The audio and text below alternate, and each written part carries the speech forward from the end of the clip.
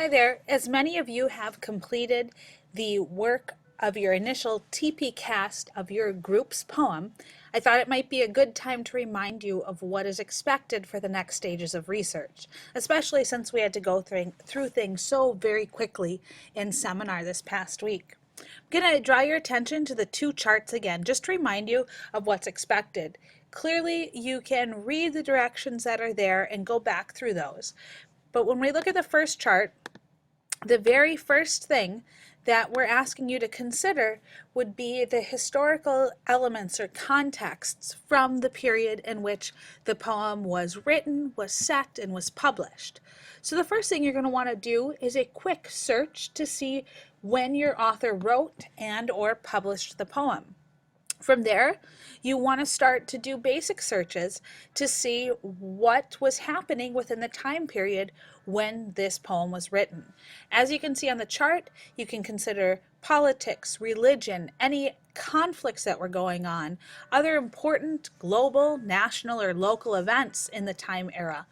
You may also want to consider the social class of the author, him or herself, as well as the nationality of the author. Knowing about the author's education is certainly significant, especially when some of our authors may have wrote these famous pieces at a very young age. Politics is another important piece, as the political beliefs of an author may really add meaning to their poem, or they may have used poetry as a means to express those political beliefs. Same goes with religion and any other important life events throughout the author's life, or even just within the time period with which the poem was written. This will take you some time, even if you break it up amongst your group members and start to do this looking piece. The biggest thing in this section here, when you delete this information, be sure that you then type in whatever notes you find in whatever format that works best for you. That could be bulleted points, it could be more full sentences, whatever it is you need. But then be sure that you have some type of a source citation. That can be as simple as the link from which you found the information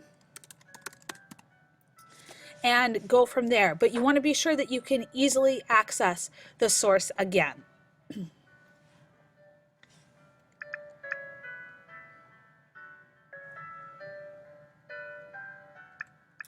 The next part of the chart is asking you to go from looking just at the context of the author's life and the historical era into trying to make some connections to the meaning of the poem.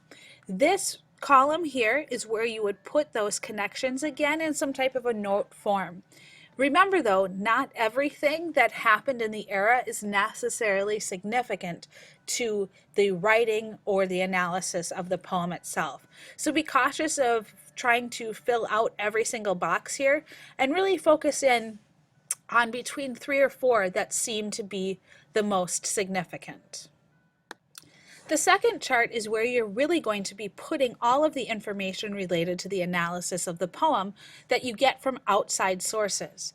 Again, there are 2 sections for you, one for the source citation. You may make this as simple as putting the link there, or for some of you, you may want to start off immediately by having the MLA formatted citation, since that is what you will need for your final project. Over here, the box will expand for any research information that you get from this particular source. This is just meant to be, for this point, a deposit for all of your research information. When we come back together on week 6, day 1, you'll be working a bit with your groups in order to make meaning of this and start to form all of this research into a presentation. For now, really just focus on being so well versed in your poem, your poet's life, as well as other people's views of the poem itself. Be sure that you're looking to valid criticism and valid sources. You don't want to be going to an ask.com or Yahoo Answers for this type of a piece. Stop by Flex Day on Monday or Thursday of the MCA testing week, and Mr. Hayes and Ms. Carboni will be happy to help you.